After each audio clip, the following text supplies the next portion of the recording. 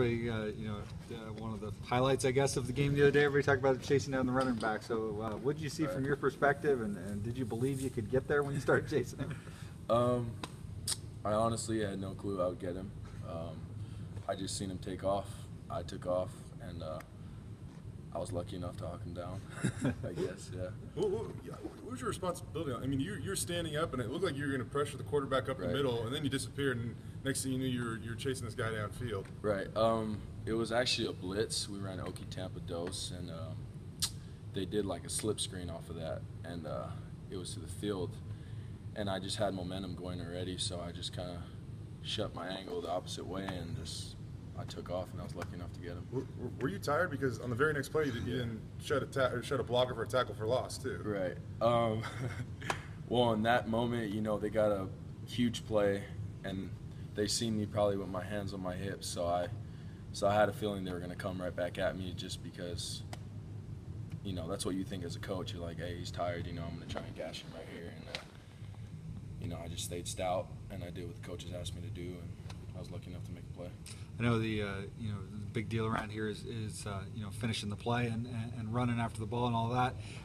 Are you chasing the ball that hard every single time, or you got to pick your poison a little bit, pick your situations a little bit? Right. I'm gonna be honest. I haven't really been running to the ball that great. It was really just one play. I was lucky enough to see it unfold in front of me and just take off, but I do need to do a better job of running to the ball every single play, and not just that one play that you guys seen. How would you evaluate the way you played the first half of the season? Decent. I can improve. Obviously, there's always room for improvement. Other than that, I think as a defense we've been playing good. We always can improve, but in my perspective, I do need to keep improving and keep working, but I think I played all right. What's the biggest improvement or change this year versus last year in your game? Right. It'd have to be my IQ, just my football intelligence, just knowing my pre-snap reads, who's in front of me, what kind of look they're giving me, if there's a rimmer coming across with a tight end, if it's a pass set or if it's a run set. Just small things. You talked last time we talked to you about them kind of double teaming you and doing some things that key on you. Do you still notice that the last couple games? And how hard is that? Does it get frustrating at times? How do you try to keep playing even when that happens? Right. Well, I can see it in the game where the center, he likes to slide the protection to the boundary, which I'm always in the boundary, and it's something I can't control. We just still need to be stout with our run fits and our gap fits, and if we do that, they still can slide the protection my way and send me a double team, and the opposite end can come free like Tyler Horn or Sam McCaskill, and so really it's a lose-lose situation for the offense. How much are you growing as a football player, being put in kind of these situations or scenarios? Right. I would have to say this last game was really huge for mental growth. It was tough to swallow. It was humbling at the same time. We're feeling good. We're on, I want to say, a 3-win streak. We hit a peak where say, wow, we're pretty good. But that game just kind of, it brought us back to perspective, and it brought us to ground zero. And we're just going back to the basic day one fundamentals, holding on to the ball, our tackling and whatnot. So I would say growth would probably just be not taking things for granted. How do you explain what happened that night? Obviously the turnovers were a huge part, but defensively wasn't the way you guys normally play either. How do you kind of explain what happened that night? Right. It wasn't our best performance. We've had played better. We just weren't really sound with our gaps. We stepped out of our gaps. We weren't tackling. It was just little things. And if we fine-tuned that, those huge plays wouldn't have happened. I'm sure the score would have been different. But I do give Utah State a lot of credit. They played hard. They caused turnovers. They made plays. And at the end of the game, they just outright did a better job than us. When you look back at it, was there, things you could have done preparation-wise that would have made things different, or was it just one of those nights and you just didn't play well? Right. I wouldn't say we could have prepared better because every week's the same. It don't matter if we're playing a Division III team, a Division I team, if we're playing Ohio State, the national championship team. It really don't matter who we play because we always prepare the same. But it was just one of those nights, the luck wasn't our way. Things kept happening. We kept dropping the ball. We weren't tackling. It was just the little things. And it wasn't something that we can't fix. But I'm sure this week, starting today in a few hours, we're going to be focusing and fine-tuning those small things and the day one things, just holding on to the ball and tackling and whatnot. When you look at the sacks and the tackles for loss, some of those numbers are down from last year. Right. But Coach Yates says the interceptions, total defense, those are up. So it's kind of a give and take. Right. Overall, how do you feel the D-line has played? You guys came in with so much experience, so much kind of hype. Right. Have you guys played as well as you should have, or how do you feel like the D-line has played? I feel we played exceptionally good thus far, but like I said, there's always room for improvement.